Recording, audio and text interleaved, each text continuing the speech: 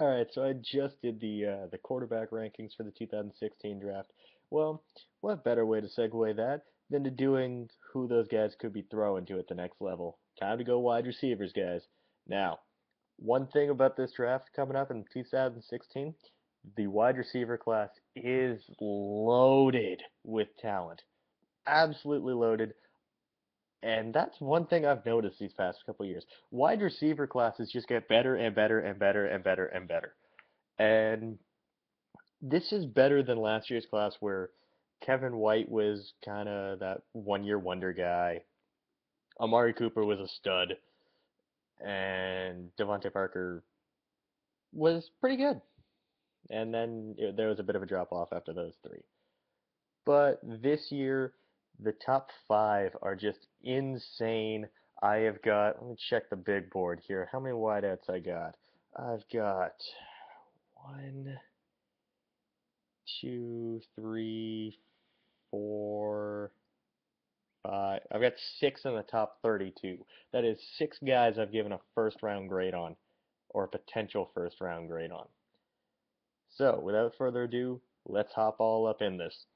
All right, number one, it's the guy that a lot of people think has the best potential to be a superstar at the next year, at the next level, Laquan Treadwell out of Ole Miss.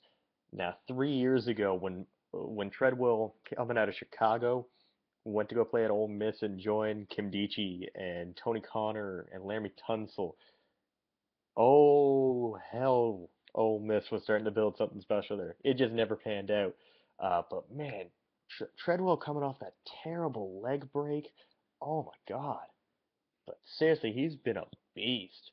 Um, Now I've seen some comparisons to like Des Bryant or the what is it Des Bryant I've seen. I think I've seen Larry Fitzgerald.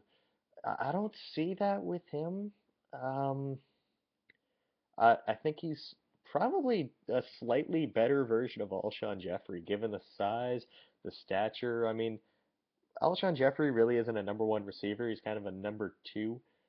I think that you do get a number one receiver out of Alshon Jeffrey, not out of Alshon, out of Laquan Treadwell.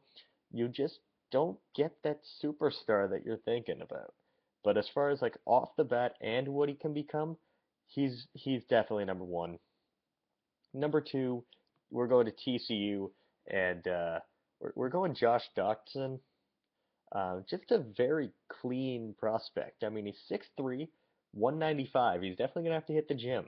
If he can get up to about 205, 210, he'll be good.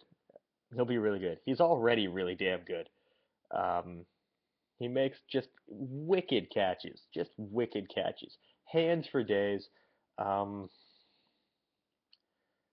Based off because he's got some decent speed.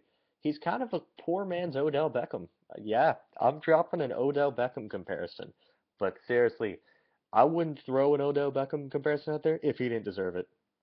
Go watch some tape on Josh Doctson. Watch the game against Texas Tech. Watch TCU versus Texas Tech from this year, and you will see what I'm talking about. He makes some just mad catches. Number three, we go to Pitt and we see Tyler Boyd, and instantly, all over the internet, I've been seeing Tyler Boyd is Larry Fitzgerald, which to me is lazy. I mean, yes, this is coming from someone who compared Connor Cook to Kirk Cousins. Tyler Boyd is nowhere close to Larry Fitzgerald level. Um, he's kind of Keenan Allen to me, and that's no slight to Keenan Allen. Just Keenan Allen just isn't what Larry Fitzgerald is. Um, Not saying that a Keenan Allen comparison is a bad thing. It's a better fit to what Tyler Boyd is. He's not overly fast. He doesn't have great breakaway speed. He's got good hands and he can body up a receiver. That's still something I'd want, and that's still someone who can end up being a number one receiver. Number four, now this again, you can accuse me of being lazy. Corey Coleman is Kendall Wright.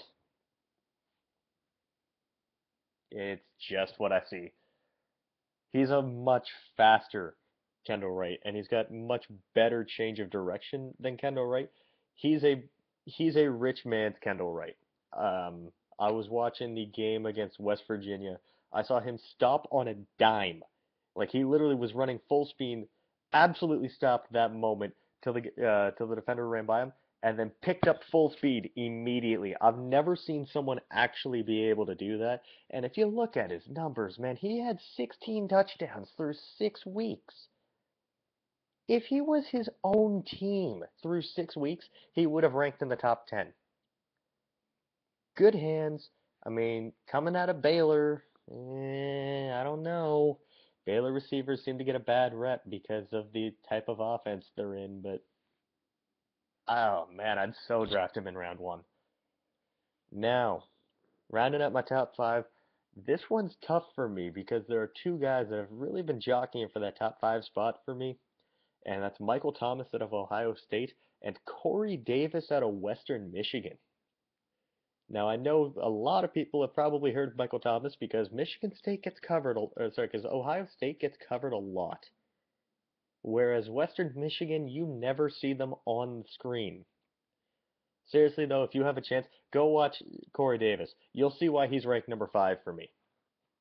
He's actually the younger brother of a player that I really liked come out of last year's wide receiver class, Titus Davis from Central Michigan. Titus was a bit smaller. He was about 6'1" and about a buck 85. Kind of your slot receiver, nothing really special, but had a lot of upside to me. Corey Davis is much better than Titus. When I see Corey Davis, I actually do see Larry Fitzgerald. I see a smaller Larry Fitzgerald. He can't drop anything. Anything. Um, you watch him and you're enthralled by him. He suffers from playing at Western Michigan, but as far as talent, this kid is blue chip, man. From what I've been reading, NFL scouts love this guy. I love this guy. Go watch him. He's a beast. Nothing else really needs to be said. Yeah, so you've got Laquan Treadwell 1, you've got Josh Dotson 2, you've got Tyler Boyd 3, you've got Corey Coleman 4, you've got Corey Davis 5. That is a stacked first round, if I do say so myself.